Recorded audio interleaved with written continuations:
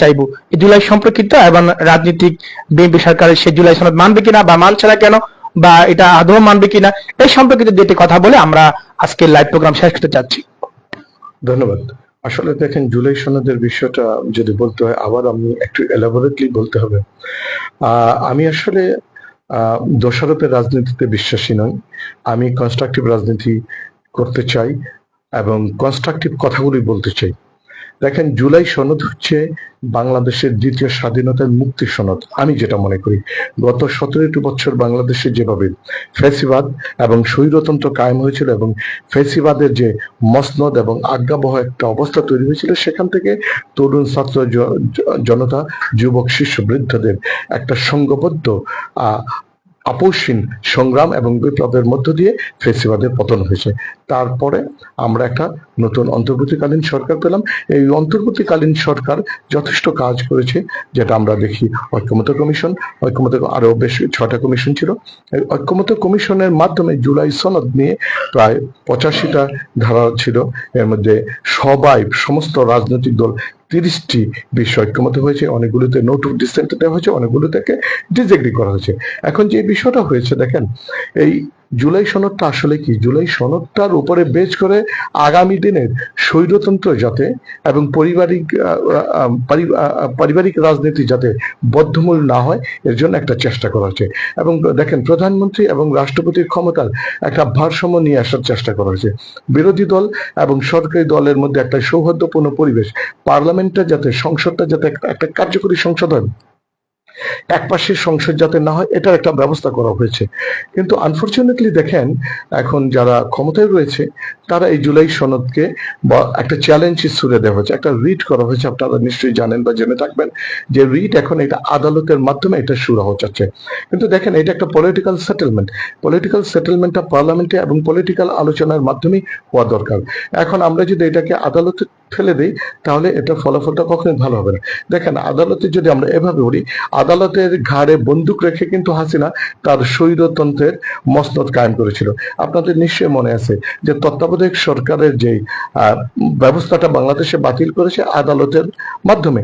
এখন যদি আমরা এই গণভোট, জুলাই সনদ, জুলাই সংস্কার, সংবিধান সংস্কার পরিষদ, এগুলোকে যদি আমরা না মানি, তাহলে আবার একটা নতুন ফ্যাসিজমের উৎপত্তি হতে পারে। এই অবস্থা থেকে আমি যেটা বলতে চাচ্ছি, দেখেন, যে এইটা যেহেতু একটা পলিটিক্যাল ইস্যু, এই পলিটিক্যাল ইস্যু পলিটিক্যালি ডিল করা দরকার। আপনি এখন এটাকে যদি আদালতে ফেলে দেন, আদালত একটা রায় দিবে, ওটা কখনোই এটা কাম্য হবে না। তখন দেখা যাবে কি, নতুন করে আরেক জুলাই আসবে, আরেক বিপ্লব হবে। আমরা কি বারবার এমন জুলাই দেখবো? আবার কি 1400 মানুষের আত্মাহুতি দেখবো? আবার কি 30,000 মানুষের পঙ্গুত্ববরণ দেখবো? এটা কাম্য হতে পারে না। বরং আমি যদি আসলে সত্যিকার গণতন্ত্র বাংলাদেশে কায়েম করতে চাই, সত্যিকার যদি নিরাপদ, মানবিক এবং বসবাসযোগ্য যদি বাংলাদেশে করতে চাই, তাহলে জুলাই সনদের বিকল্প নাই।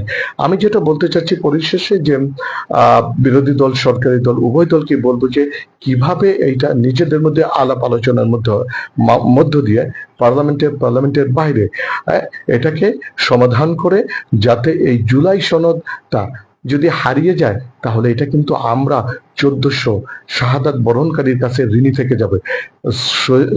শহীদ আবু সাইদ, মীর মুগ্ধ, ওয়াসিম, তারা কিন্তু বারবার আমাদেরকে এসে তাড়া করবে, ঘুরে ফিরবে, বলবে যে আমাদের রক্তের বিনিময়ে তোমরা আজকে ক্ষমতায় এসেছো, আমাদের সেই ন্যায্য প্রাপ্যতা, আমরা যে বাংলাদেশকে লালন করেছিলাম, আমরা যে বাংলাদেশকে স্বপ্ন দেখেছিলাম, যে বাংলাদেশ গড়ার প্রত্যয় নিজের বুকটাকে বুলেটের সামনে পেতে দিয়েছিলাম, তোমরা সেটা করোনি।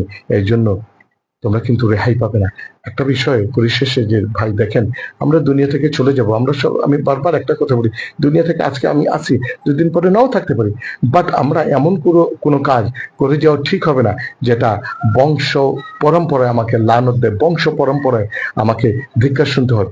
আমি আপনার মাধ্যমে আপনার এই জনপ্রিয়